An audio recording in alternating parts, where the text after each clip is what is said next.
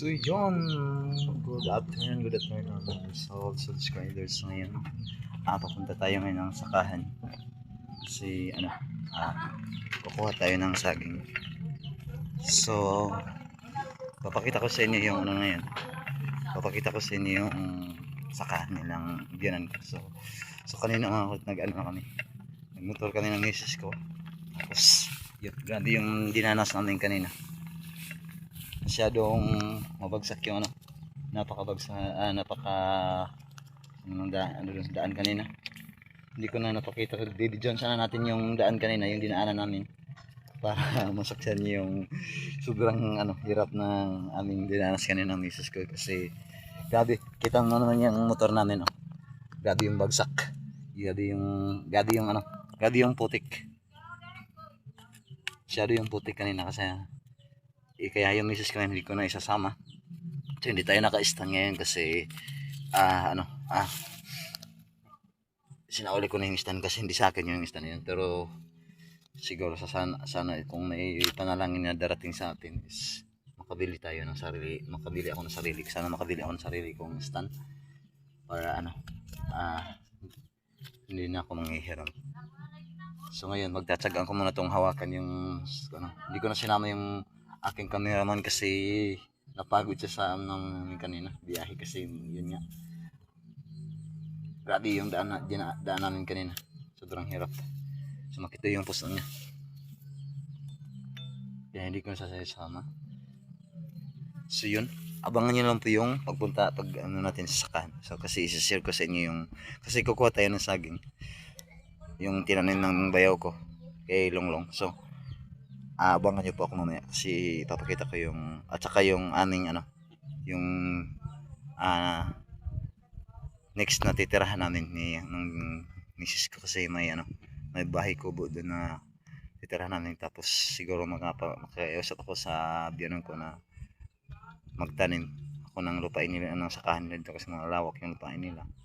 At saka doon kami titira ng misis ko doon sa kubo na yun. So ipapakita ko yung kubo na aming titirahan next. So let's go. So yun, to be continue tayo mga kakulit. So grabe yung init dito, kaya yun yung purpose din, hindi ko rin kasi napagod din yung misis ko kaya sinabi ko niya. At saka grabe sobrang tirik ng araw kaya hindi ko na nasama yung misis ko. Ito pala yung sakahan ng biyanan ko. Yun, hanggang doon sa dulo na yun, tapos doon hanggang dito. So yun, makikita nyo sa portion na yun. So yun, mamaya papakita natin yung kubo na aming titirahan ng misis ko. Samantala habang wala pa tayong extra income na pagkakakitaan, so yun muna yung pagsamantala naming titirahan. Kasi yun nga sabi ko, kasi nag-usap na rin kami ng misis ko na pangit din kasi pag yung palagi na lang kaming aasa sa biyanan ko. At saka hindi kami makapag-isip kung ano ang gagawin namin kung hindi kami bubukod ng sarili naming tirahan. So pansamantala doon muna kami titira sa kubo ng ng biyanan ko. Kahit naman maliblib tong lugar na to, pero siguro mabuhay din naman tayo pag kailangan lang naman dito is yung may sipag ka, may tiyaga, mabubuhay ka talaga dito.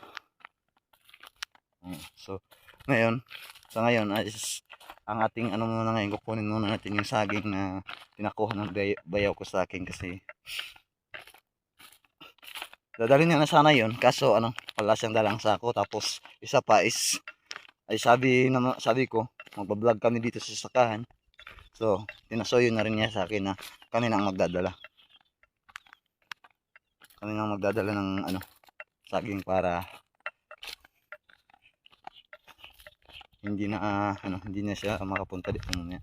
So kami nang magdadala ng misis kasi yung misis ko andun siya sa bahay niyang bahay ng nining Alapan sa bahay nila Langlang. So ngayon mga kulit, baga nakakangawit din pala tong cellphone pag wala talagang stand.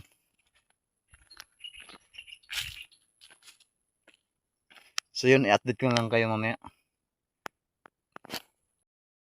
To be continue tayo mga kulit. So mayroon, dito na yung saging. Pala yung saging ko, iwan ko kung anong saging to.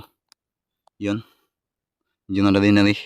At saka yun, kumuha rin na rin tayo ng uulamin natin mamaya. Puso ng saging. Yan. Grabe mga kulit. Buti lang hindi ko sinama yung misis ko. Dami yung ano dito, langgam. Yung mga pulang langgam. Ang sakit ng agat.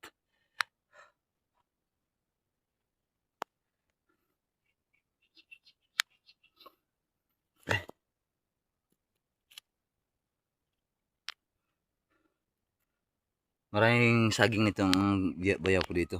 Ayun o. Dito hanggang paikot dun. Dito banda. Hanggang dito sa ano na yan. Yun. So yun. Yung nakikita yung malinis na lupa dito, na lupain dito is yun po yung lupa ng biyanan ko. Hanggang dun sa dito. Sa may yung may bandang dulo na yun. At saka kung makikita natin yung ano dun. Yun. Yung kubo na yun. So punta natin ng malapitan yun.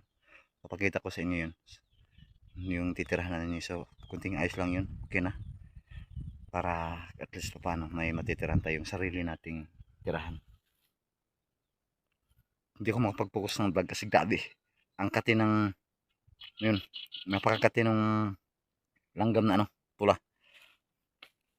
Tsaka wala tayong may pangbili ng buta kaya yun. Is tayo sa kagat ng langgam. So yun. Update ko lang kayo ulit mamaya. Abangan nyo yung ating next video. Thank you to all subscriber. Maraming salamat and magandang tanghali po sa lahat.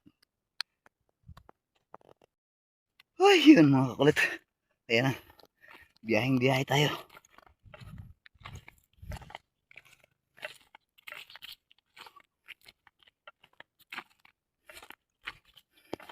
Kailangan ng sipag. Dito sa probinsya talaga is kailangan ano, may tibay yung katawan mo. Kasi kung wala kang sipag, wala kang talagang ano, hindi ka mabubuhay.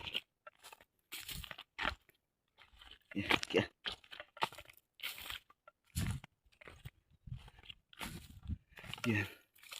So, sana thank you din po sa lahat na nakarelate sa aking video. Kahit simpleng video lang yung aking i-share sa inyo. Salamat kasi hindi din kayo na ano, dito din kayo nagsasawang support yung aking YouTube channel.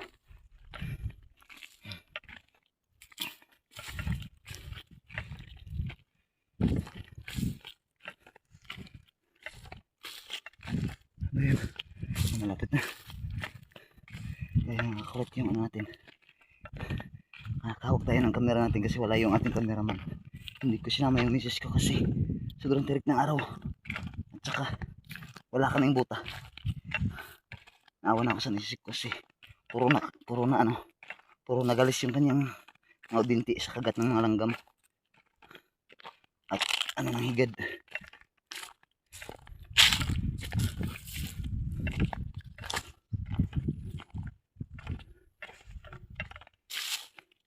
Siyan. Siyan.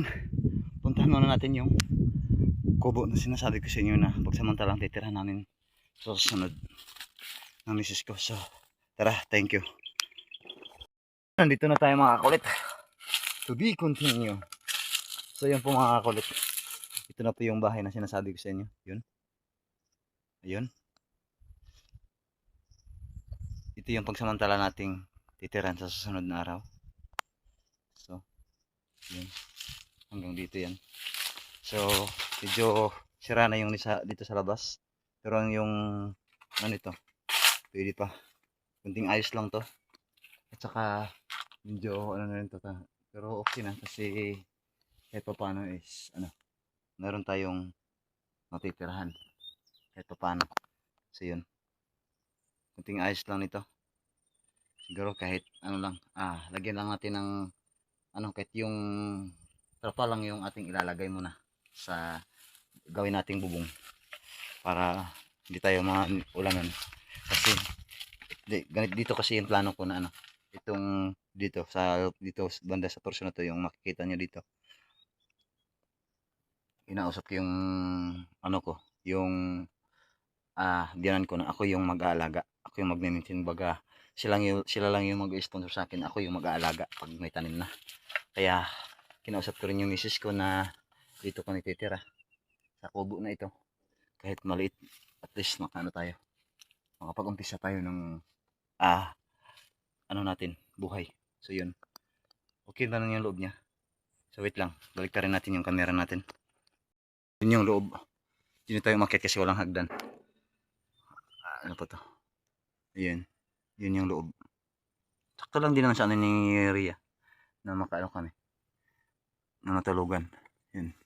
So medyo ano to, medyo tagilid. So kunting ano lang ito, kunting buhat lang ito para mapantay. Okay na to. So yun, hanggang dito muna ang ating video. Thank you to all subscribers. Maraming salamat sa walang sawang suporta nyo sa aking YouTube channel. Sana iswag po kayong magsawa sa kapapanood ng aking video. Dahil malaking tulong na po sa akin yan.